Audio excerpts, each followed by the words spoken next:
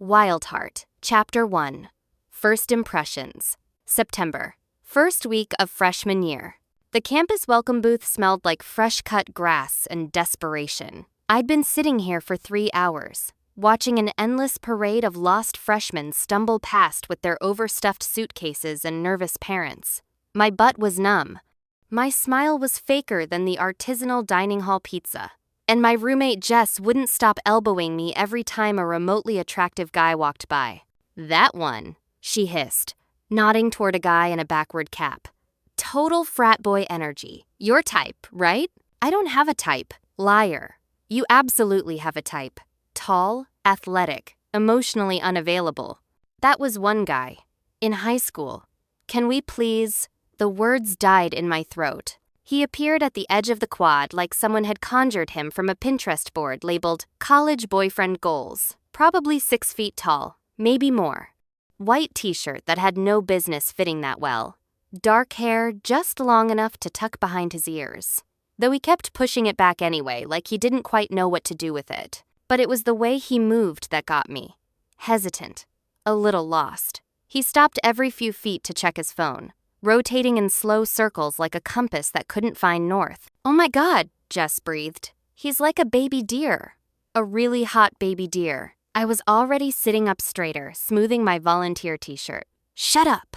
"Aria Lawson, are you blushing?" "I'm sunburned. We've been under a tent for 3 hours."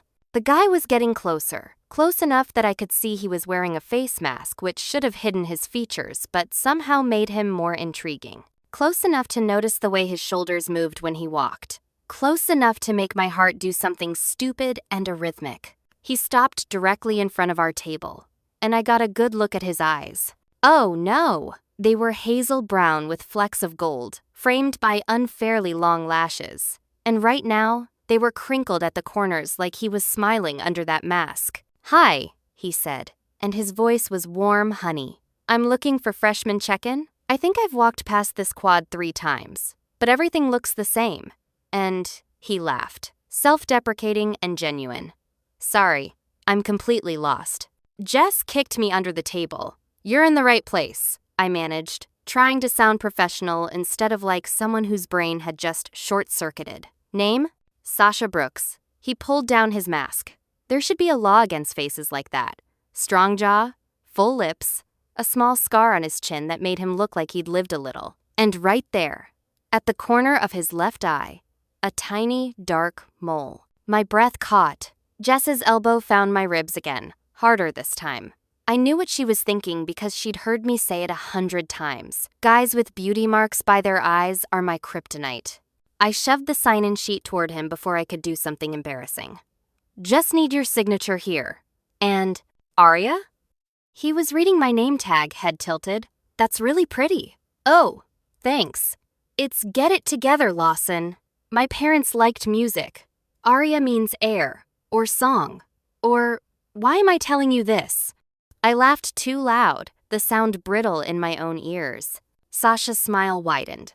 "I like it. I'm named after my great-grandfather, so less poetic. More, we couldn't think of anything else." He bent to sign the sheet, and I absolutely did not stare at the way his shirt collar revealed his collarbone, or notice that he smelled like cedar and laundry detergent, or track the movement of his hands, long fingers, neat nails, a simple leather bracelet on his wrist. When he looked up, I was definitely not staring. "Everything okay?"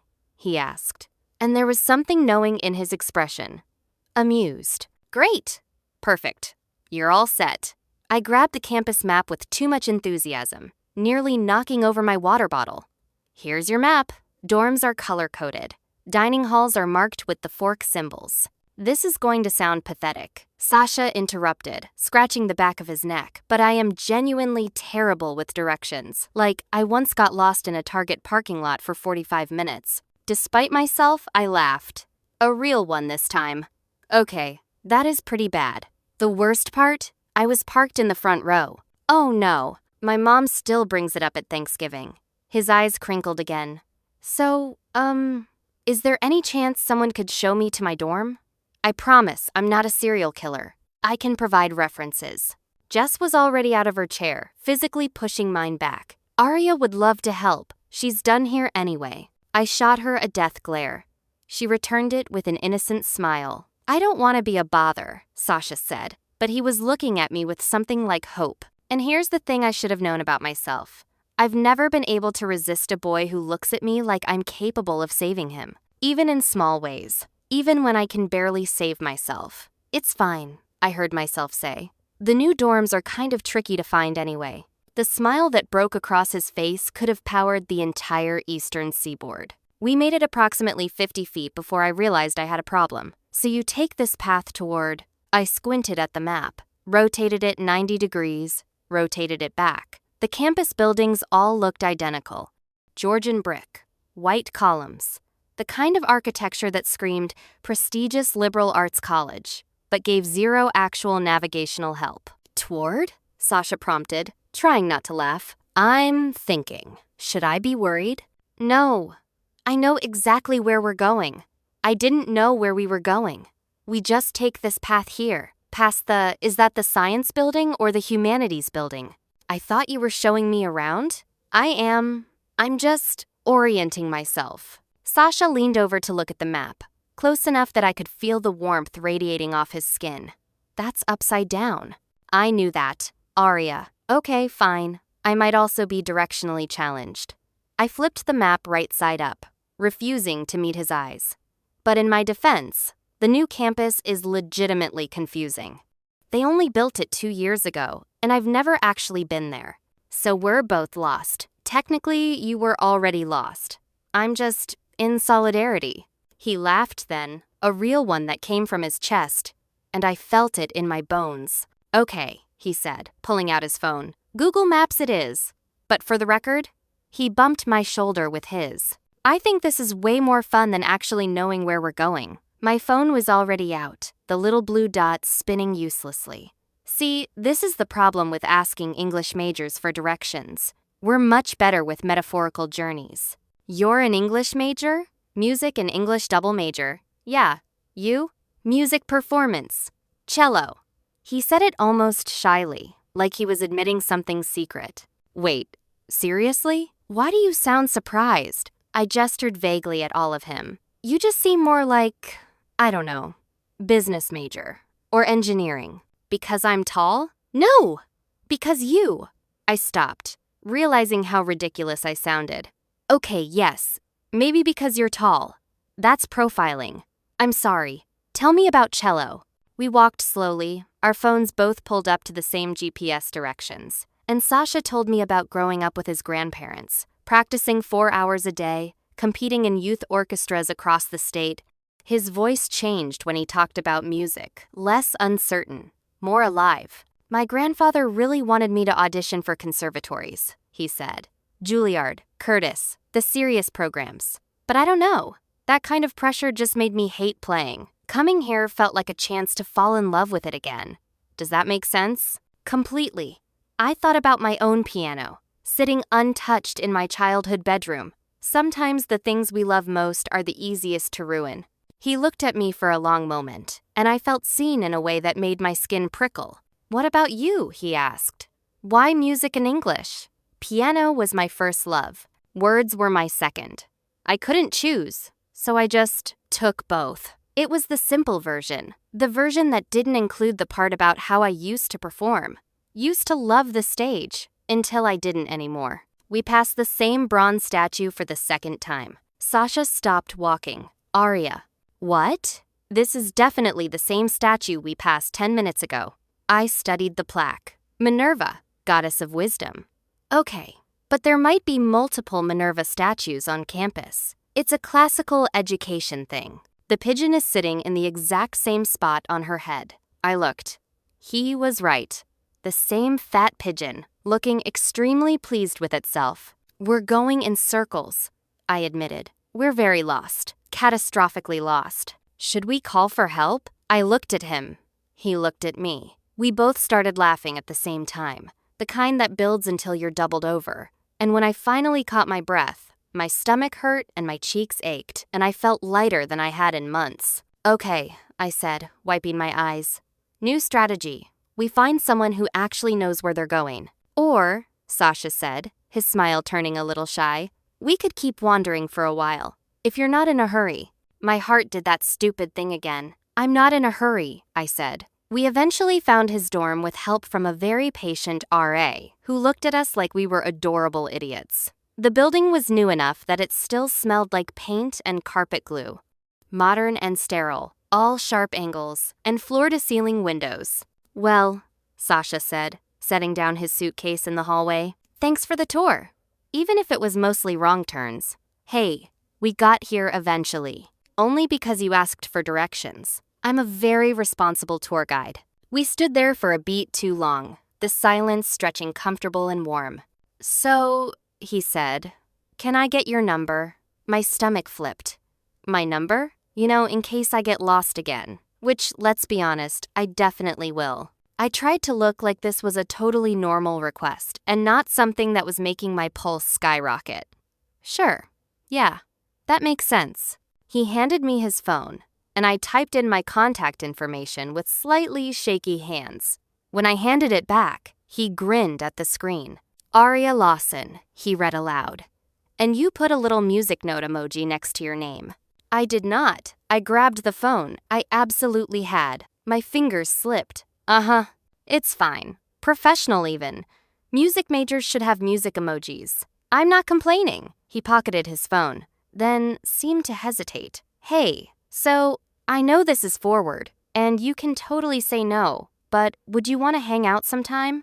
Like, actually hang out, not just rescuing me from being lost. Every instinct I'd developed over the past 2 years screamed at me to be careful, to protect myself, to remember what happened the last time I let myself be interested in someone. But Sasha was looking at me with those ridiculous eyes, and there was something about him that felt safe.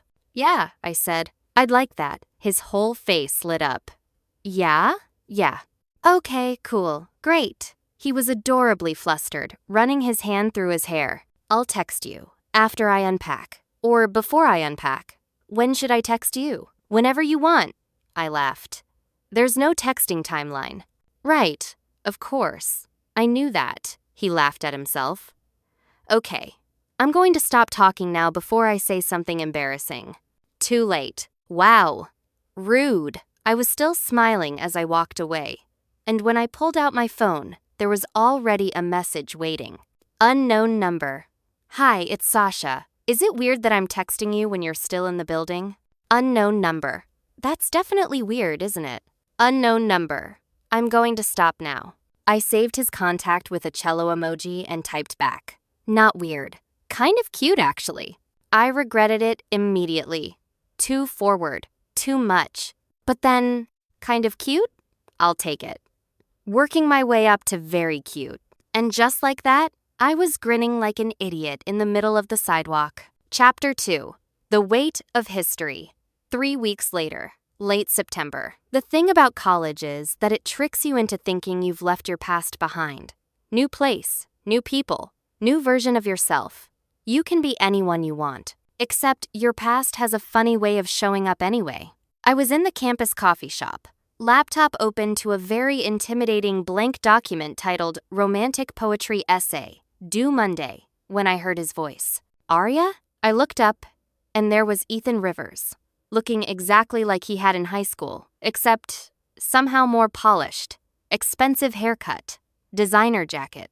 The kind of casual confidence that comes from never having been rejected by anything or anyone. My stomach dropped. Ethan, hi. I closed my laptop too quickly, like he might see through it to all my unfinished thoughts. I didn't know you went here. Business school. He smiled, but it didn't reach his eyes. It never had. You're in liberal arts, right? Music and English. Of course. There was something in his tone I couldn't read. Still playing piano? The question landed like a stone in still water.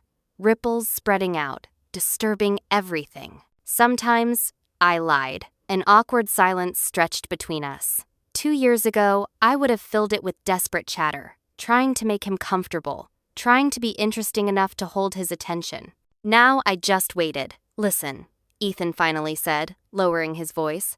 I'm glad I ran into you. I've been wanting to say about high school, the way everything went down. I could have handled it better. like it was a business transaction that needed better management. Not, "I'm sorry I made you feel worthless." Not, "I'm sorry I stood by while people tore you apart." Just, "I could have handled it better." "It's fine," I said automatically. The response programmed into me from years of making other people comfortable. It was a long time ago. Still, I think about it sometimes. About you. My phone buzzed. A text from Sasha lit up the screen. "Found a practice room. Want to hear me butcher some Bach?" I looked at the message, then at Ethan, and felt the difference between them like a physical weight. "I should go," I said, gathering my things. "I have a thing." "Wait," Ethan reached out, not quite touching my arm, but close enough. "We should get coffee sometime. Catch up properly." Everything in me wanted to say no, to protect the fragile peace I'd built. But that old instinct kicked in, the one that still, after everything, wanted Ethan Rivers to see me as worth his time. "Sure," I heard myself say. "That would be nice." His smile was pleased, satisfied. "I'll text you." He wouldn't, I knew. Just like he'd never texted in high school when he said he would, when people asked why we weren't talking, when I waited by my phone like an idiot. But I nodded anyway and left. The practice room was in the basement of the music building. A tiny soundproofed box with a piano, a music stand, and Sasha sitting on the floor with his cello. "You came," he said, looking up with that smile that made my chest feel warm. "You promised butchered Bach. I couldn't resist."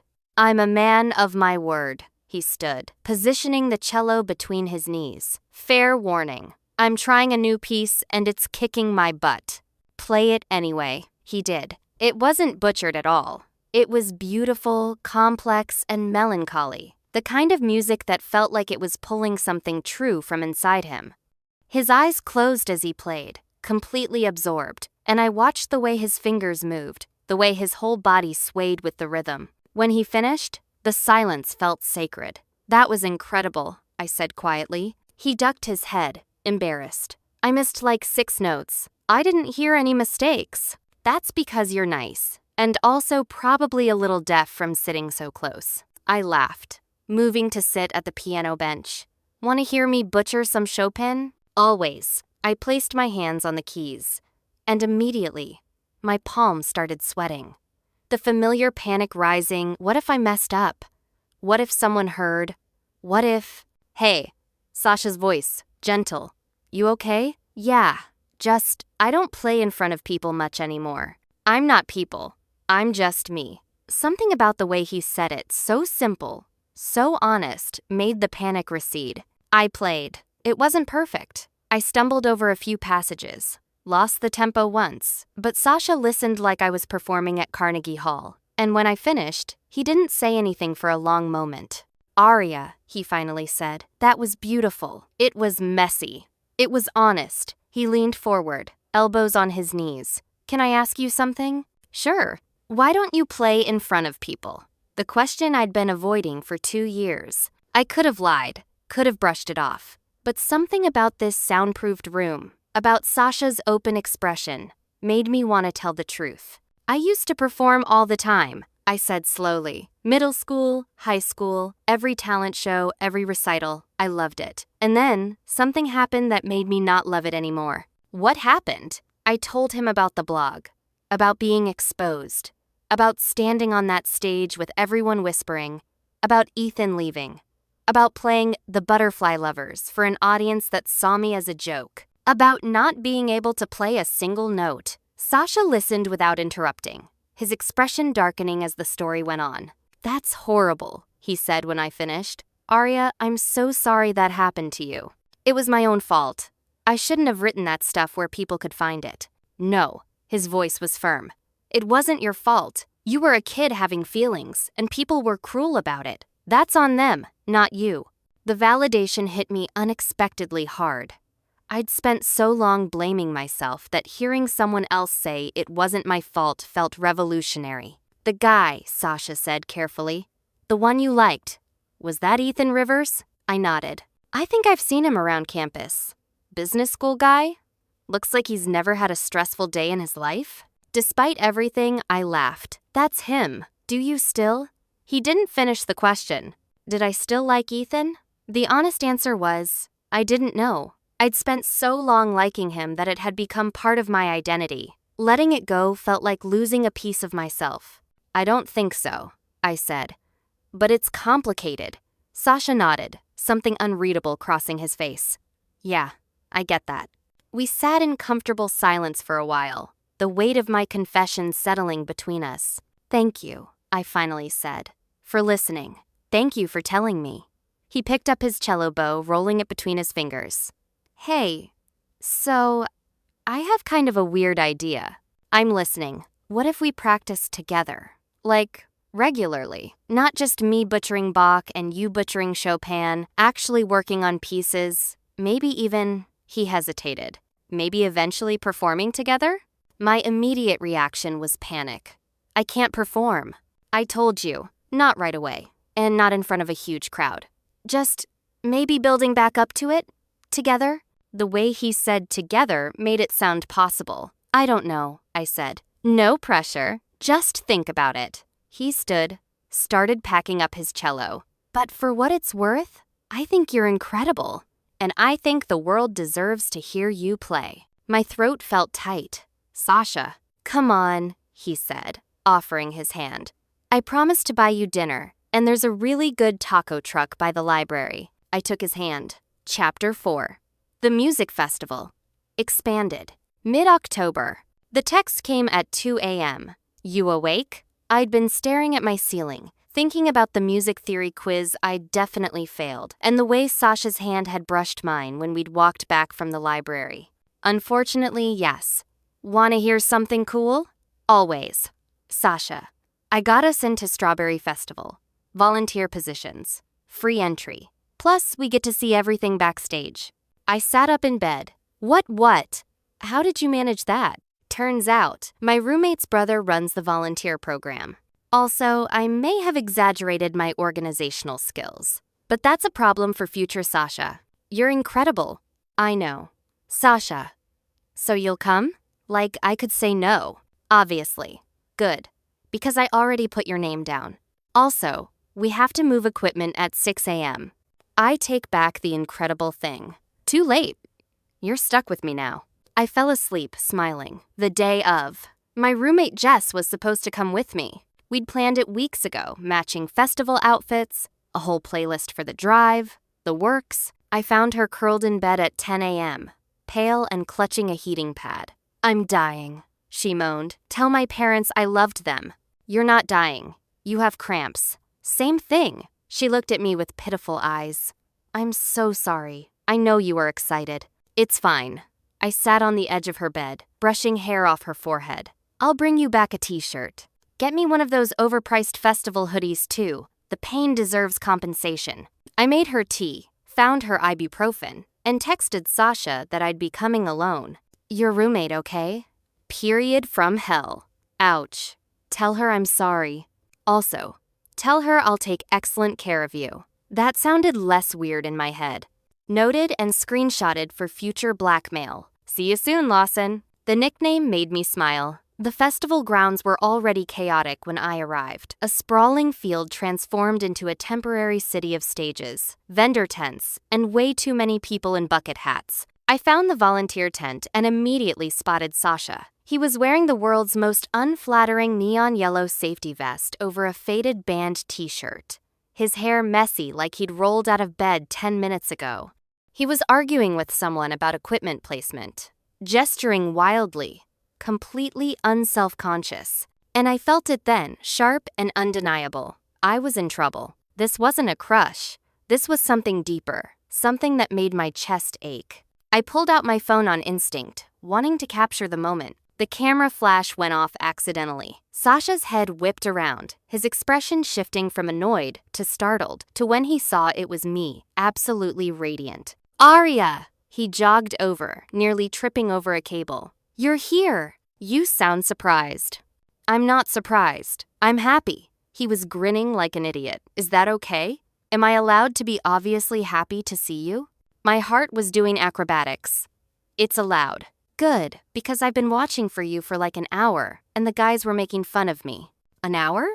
I'm 15 minutes early. Like I said, an hour. He wasn't even embarrassed. The volunteer coordinator, a tired-looking grad student named Marcus, shouted over, "Brooks, stop flirting and help move these amps." "I'm not flirting," Sasha shouted back. "You're absolutely flirting." Sasha looked at me sheepish. "Okay, I'm maybe flirting a little." "Just a little? Maybe a lot." We stared at each other, the air between us charged with everything we weren't saying. I gestured vaguely toward the entrance. "Wait." He grabbed my hand, and electricity shot up my arm. "Stay for a minute.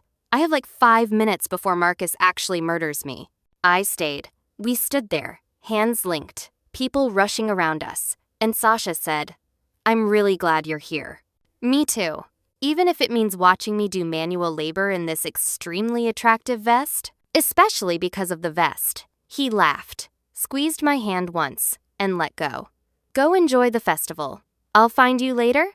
Promise?" "Promise." The kiss. The festival was overwhelming in the best way, music bleeding from multiple stages. The smell of food trucks, strangers becoming friends in shared moments of joy. But I kept looking for Sasha. I'd catch glimpses of him across the crowd, helping someone find their lost phone, directing traffic, that stupid vest making him easy to spot. Each time our eyes met, he'd grin and wave, and I'd feel that pull again.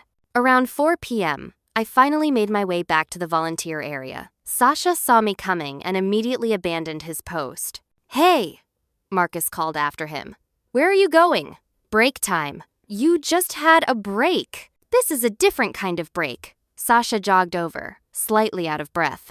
Hi, yourself. I have an hour off. Want to actually see some music with me?" "I thought you'd never ask." We wove through the crowd, Sasha's hand finding mine naturally, like we'd been doing this for years instead of weeks. He led me toward a smaller side stage where a folk artist I didn't recognize was playing something beautiful and sad. "I love this song," Sasha said, and started singing along under his breath. He had a nice voice, untrained but genuine, the kind that made you lean in closer. "You're full of surprises," I said. "Good surprises? The best kind." The crowd pushed us closer together. His arm came around my waist, steadying me, and suddenly we were pressed chest to chest, swaying slightly with the music.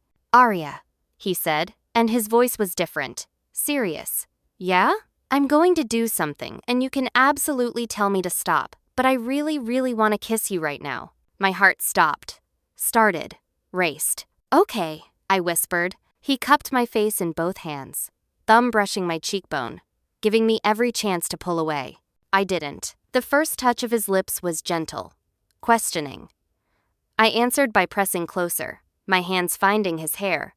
And then we were really kissing deep and desperate and perfect. When we finally broke apart, we were both breathing hard. "Wow," Sasha said. "Yeah, can we do that again?" I laughed and pulled him back down. Later that night, we were sitting on a hill overlooking the main stage, sharing a container of overpriced French fries, when I said, "I should tell you something." Sasha's hand stilled halfway to his mouth.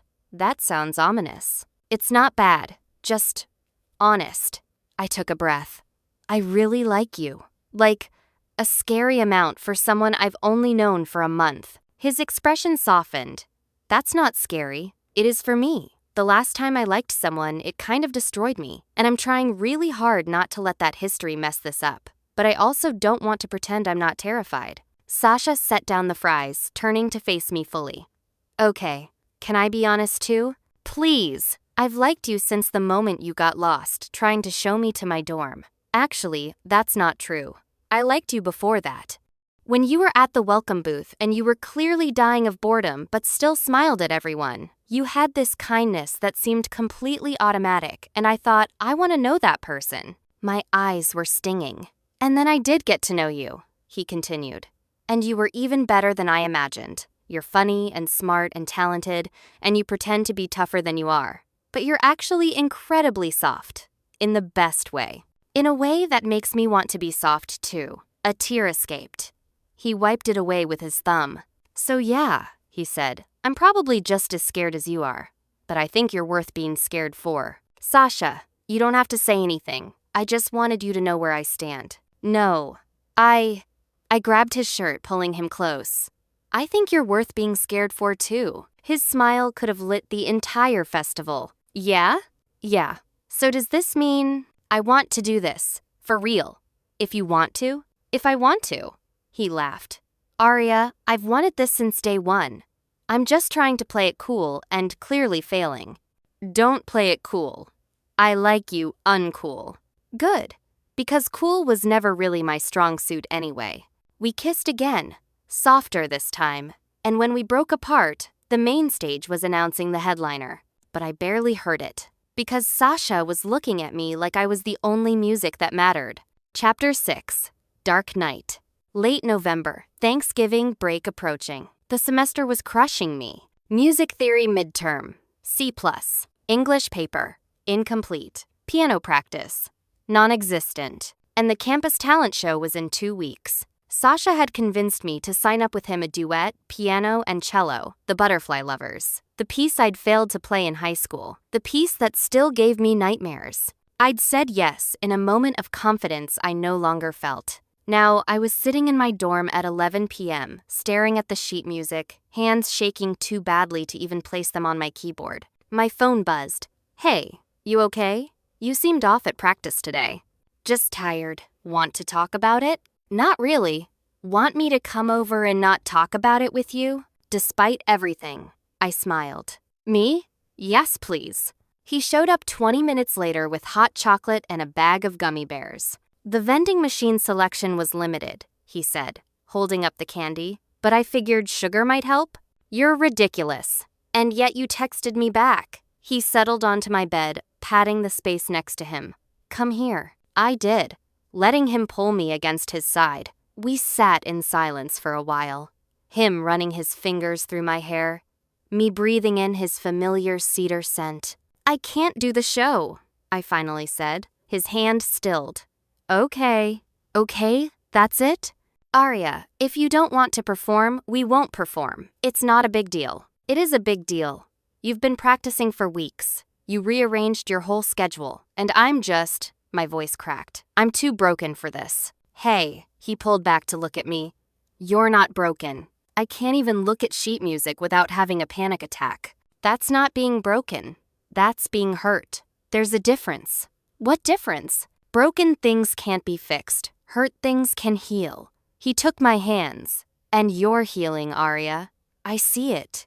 The way you play and practice now versus a month ago, it's completely different. You're trusting yourself again. What if I freeze? What if I get up there and can't play? Just like before. Then I'll keep playing. And it'll still be beautiful. Because we're doing this together, remember? You don't have to carry it alone.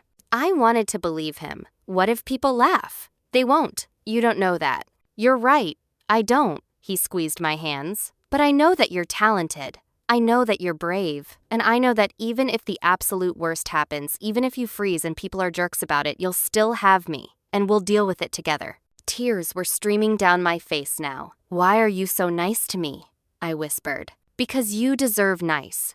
You've never deserved anything less than nice. He wiped my tears. But also, I'm not being nice. I'm being honest. You're incredible, Aria Lawson, and I'm tired of you not seeing it. I'm scared. I know. But here's the thing about being scared. It means you care. And caring is brave. I thought about that. About how much I cared about music. About performing. About reclaiming something that had been taken from me. What if we compromise? Sasha offered. We practice like we're going to perform. And the day of, you make the final call. If you want to do it, we do it. If you don't, we go get pizza and watch bad movies instead. No pressure either way. It felt manageable. Like I could breathe again. Okay, I said. Yeah. He kissed my forehead. Proud of you. I haven't done anything yet. You're here. You're trying. That's everything. We spent the rest of the night eating gummy bears and watching cooking competition shows. And by the time he left, I felt lighter. Not fixed, but healing. Chapter 7. The Reunion. Expanded with B-plot. Thanksgiving break. Home. Summer Brooks picked me up from the train station in her beat-up Honda, music blasting, looking exactly like she had in high school, minus the braces. Aria! She leaned out the window, honking obnoxiously. Get in, loser. We're going to get questionable diner food. I threw my bag in the back and hugged her fiercely. I missed you so much. I missed you more. College sucks without you. Tell me everything. So I did. Over disco fries and milkshakes, I told her about Sasha. Summer listened with the kind of attention that made me remember why she was my best friend. No judgment. All support. He sounds perfect, she said when I finished. He's pretty great. But? No buts. I'm just scared of messing it up. Aria. She reached across the table. You're not going to mess it up. You know why? Because you're actually dealing with your stuff this time. You're not just hoping it'll work out. You're doing the work. When did you get so wise? I've always been wise. You just never asked. She grinned. Speaking of which, I need to tell you something. Oh? Remember how I said I was going to my grandparents after high school? Yeah? Well, I did. But also, she pulled out her phone, showing me a photo. I found my brother. The photo showed Summer with a tall guy I didn't recognize, both of them grinning. Wait, I looked closer. Summer? Is that Sasha? Yeah. She was watching my face carefully. Surprise? My brain short-circuited. Sasha is your brother? Half-brother, technically. Different dads. But yeah. She bit her lip. I wanted to tell you sooner, but Sasha asked me not to. He wanted you to like him for him, not because he was my brother. And then it got complicated. And are you mad? Was I mad? I started laughing. Aria? I'm not mad, I'm just... Oh my god. This is insane. My best friend and my boyfriend are siblings. So you're calling him your boyfriend now? Summer waggled her eyebrows. Shut up. You're all flushed. I hate you. No, you don't. You love me. And apparently you love my brother too. I threw a fry at her, but she wasn't wrong. The high school reunion was at a rented-out restaurant downtown. I'd been dreading it for weeks. Summer and I arrived fashionably late, both of us dressed up enough to make a statement. The first person I saw was Zach Waters. He'd gained weight since high school, though not in a healthy way. He had the bloated look of someone who drank too much and exercised too little, and he was leaning into a girl who looked profoundly uncomfortable. Ignore him, Summer muttered. He's not worth it. But Zach had already seen me. Well, Aria Lawson. He separated from his date, swaggering over. You look different. I grew up, Zach. You should try it sometime. His eyes narrowed. Still got that smart mouth, huh? Still got that personality disorder, huh? Summer snorted. Before Zach could respond, someone else called my name. Ethan Rivers. Looking like he'd stepped out of a Brooks Brothers catalog. Walking toward me with a smile I used to dream about. The smile that had once made my heart race, now just made me tired. Aria, you look amazing. He air-kissed near my cheek. The gesture so practiced it felt performative. Thanks. You too. Can we talk? Privately? I glanced at Summer, who mouthed, I'll be here.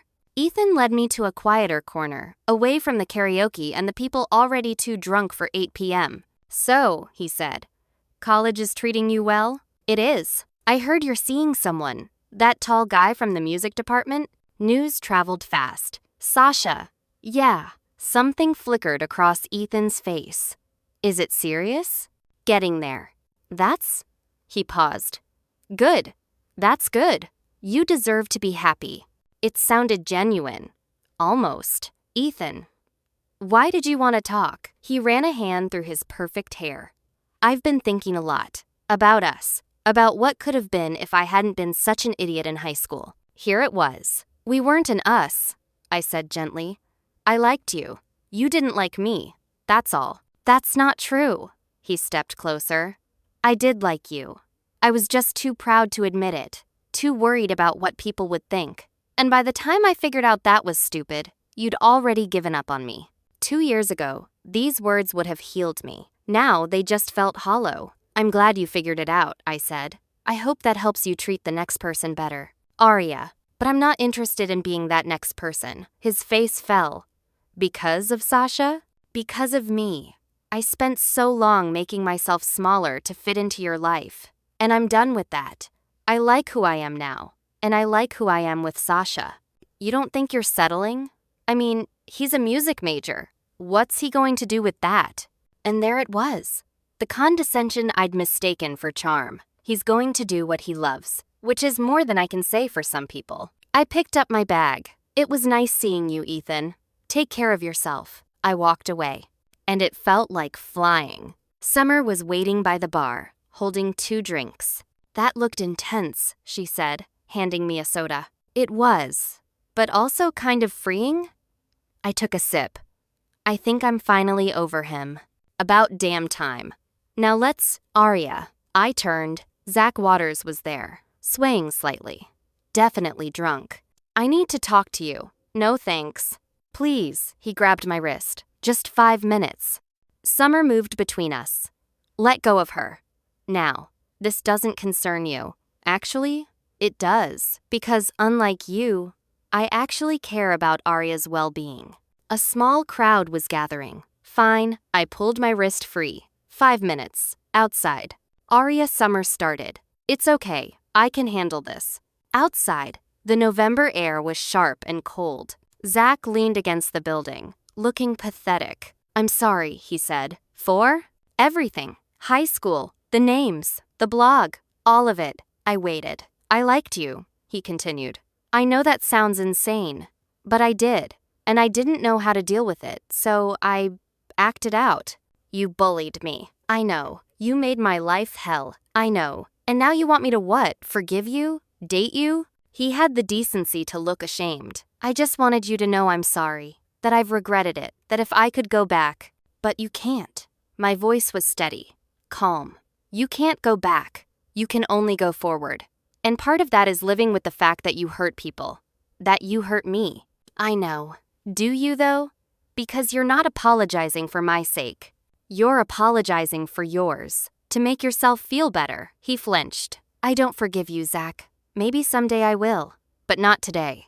And definitely not because you had too many beers and felt nostalgic. That's fair. And for the record, if you actually liked me, you would have been kind, because that's what you do when you care about someone. You lift them up. You don't tear them down. I turned to go. Aria? What? Your boyfriend, the tall guy. He's lucky. No, I said. He's smart. There's a difference. I went back inside, found Summer, and we danced until our feet hurt. And when Sasha texted asking how the reunion was, I sent back. Liberating. Tell you all about it when I see you. Can't wait. Miss you. Miss you too. Actually, I more than miss you. Yeah? Yeah, I think I might be falling in love with you. 3 dots appeared. Disappeared. Appeared again. Funny. I think I might already be in love with you. I stared at my phone, grinning like an idiot. When I get back to campus, we need to talk about this in person. I'm counting down the days. Chapter 9. Reclamation. 2 weeks later, talent show night. I stood backstage, hands shaking, wondering if I was going to throw up. The auditorium was packed. 300 people, maybe more, all waiting for various acts. But I could only think about the moment when Sasha and I would walk onto that stage. Hey, Sasha appeared beside me, cello in hand. How are you doing? Terrified. Yeah, me too. I looked at him. Really? Of course. This is scary. But also, he took my hand. I'm so proud of us for doing it anyway. Through the curtain, I could see the audience. Students, professors, random people who just wanted free entertainment. And in the 3rd row, Ethan Rivers. He'd texted me earlier. Heard you're performing. Can't wait to hear it. Part of me wanted to prove something to him. To show him what he'd missed. What he'd dismissed. But the bigger part of me knew this wasn't about him. This was about me. About taking back what had been stolen. We're up in 5, the stage manager whispered. My breathing was getting shallow. Panic creeping in. Aria. Sasha's voice cut through. Look at me. I did. You've got this. We've got this. And if something goes wrong, you'll keep playing. I'll keep playing. He squeezed my hand. But nothing's going to go wrong. Know why? Why? Because this isn't high school. This isn't about proving anything to anyone. This is just you and me, sharing something beautiful, like we do in practice. Nothing more, nothing less. The stage manager motioned. You're on. We walked into the lights together. The piano waited, glossy and intimidating. Sasha's music stand was already set up beside it. The crowd was a dark mass beyond the lights, faceless, judging. I sat down at the piano, placed my hands on the keys. They were trembling. Sasha positioned his cello, looked at me with those steady brown eyes. "You've got this." I nodded, and I began to play. The first notes came out uncertain, shaky. But then Sasha joined in, his cello singing underneath, supporting, lifting. And something shifted. This was The Butterfly Lovers. The piece I'd been too afraid to play. The piece that represented everything I'd lost. But Sasha was right. This wasn't high school. I wasn't that scared girl anymore. I was someone who'd survived, who'd healed, who'd found her way back to music through stubbornness and love and the kindness of a boy who saw me as I was. My fingers found their rhythm. The melody soared.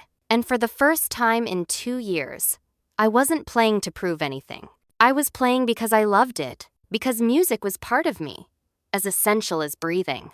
Because this moment right here, right now, was mine. The final notes hung in the air. Silence. And then applause. Thunderous, genuine applause. I looked at Sasha. He was beaming. "We did it," he mouthed. "We did it," I mouthed back. We took our bow together. And as we walked off stage, Sasha pulled me into a crushing hug. "I'm so proud of you," he whispered into my hair. "I'm proud of me too." After the show, people crowded around, offering congratulations. It was overwhelming in the best way. Summer found me first, tears streaming down her face. "You were perfect," she sobbed. "Perfect." I made like 6 mistakes. I didn't hear any mistakes. I just heard you. Ethan appeared at the edge of the crowd. We made eye contact. He nodded once. Respectful. I nodded back, and that was enough. Later, Sasha and I walked back to campus. The winter air crisp and clean. "So," he said, "how do you feel?" "Exhausted. Exhilarated. Kind of like I just ran a marathon." "Yeah?" "Yeah." I stopped walking, turned to face him. "Sasha?"